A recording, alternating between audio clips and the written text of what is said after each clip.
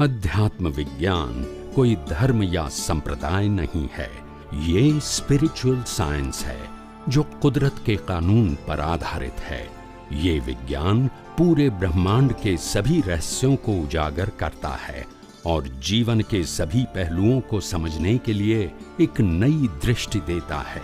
इसी को art of vision कहते हैं, दुनिया को देखने की एक नई दृष्टि, जो अध्यात्म विज्ञानी परम पूज्य स्वामी श्री कमलेशानंद जी के निर्देशन में सनातन सत्य का अनुसंधान कर हमारे जीवन को प्रकाशित करे। जय सच्चिदानंद। ना होय आ भवना कर्मो जे लईने आया छे ए तमारा श्वासोश्वास साथे जोड़ाया छे।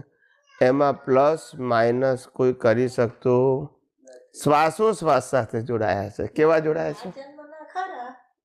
धारो के बीजो कोई जन्म आपणे देवगतिमां जवानो होय नरक ते बधा बाकी हशे ने?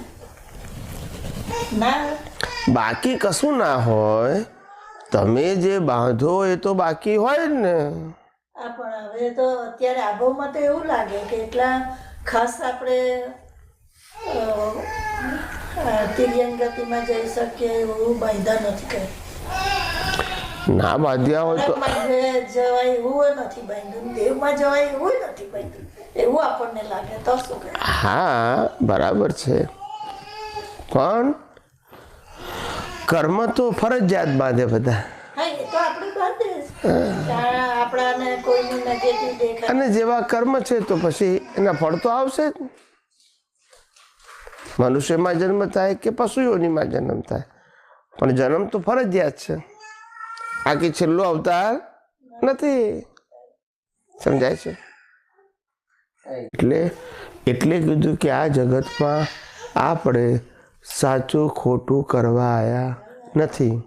આપણે આ જગતમાં આપણો હિસાબ સમભાવે પૂરો કરવા આયા છે। દ્રષ્ટિ મળી એટલે હવે ખ્યાલ આવે છે સાચું ખોટું દુનિયામાં હોતું જ નથી। રામને વનવાસ જવું પડ્યું તે ખોટું થોડું હતું ને સીતા ઉપાડી ગયા તે ખોટું। હિસાબ વગર સંજોગ આવે કેમ નો આવે?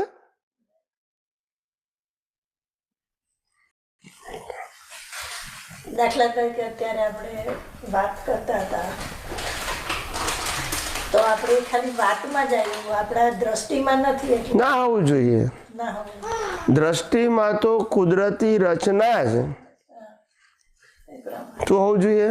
કારણ કે દ્રષ્ટિ એ જ પુરુષાર્થ છે, વાણી એ કુદરતી રચના છે।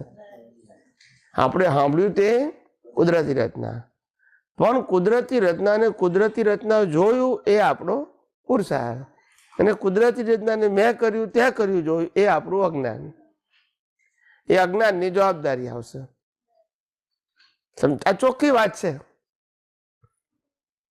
કુદરતી રચનાથી બહાર નીકળ્યા એ જ તમારી જવાબદારી।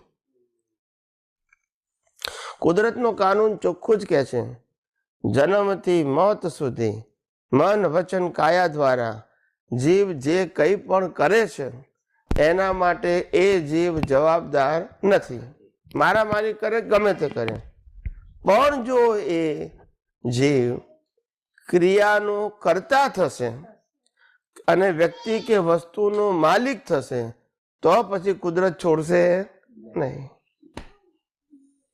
સમજાય છે?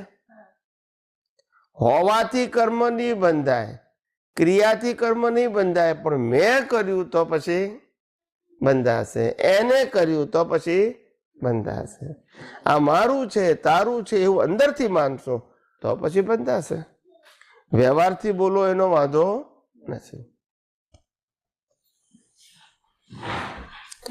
દ્રષ્ટિ બદલાવી જોઈએ નહીં, દ્રષ્ટિ તો સ્થિર રહેવી જોઈએ। હું શુદ્ધ આત્મા છું અને મન વચન કાયા અને 5 ઇન્દ્રિયોથી અનુભવાતી સમગ્ર સૃષ્ટિ એ કુદરતી રચના, એમાં ફેરફાર થવો જોઈએ નહીં।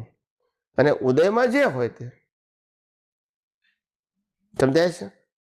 આ બધા માણસોની મુશ્કેલી એ આવે છે કે ઉદય કર્મને કુદરતી રચના જોઈ શકતા નથી।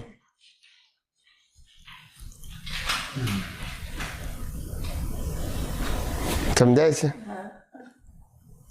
માટે કીધું કે એક જ પુરુષાર્થ કરો, જે દેખાય એ કુદરતી રચના, જે સંભળાય એ કુદરતી રચના, જે ક્રિયા થાય એ કુદરતી રચના, જેની પણ આની થાય કે બીજાની થાય કુદરતી રચના. આવું સીધું સાદું વિજ્ઞાન છે. પણ આ ના સમજાતું એટલું ગોળ ગોળ લાગે કે ગમે એટલું કરો તો ઓછું પડે. એટલે તો કીધું કે આ વિજ્ઞાન સમજાય તો મોક્ષ માર્ગ સરળ છે, સહજ છે અને સુગમ છે. એ ના સમજાય તો દુષ્કર દુષ્કર દુષ્કર છે. વિજ્ઞાન સમજાય તો મુક્તિનો માર્ગ સરળ ને સહજ છે. ના સમજાય તો અતિ અતિ દુષ્કર છે. ગમે એટલું કરો પણ નિવેડો આવે.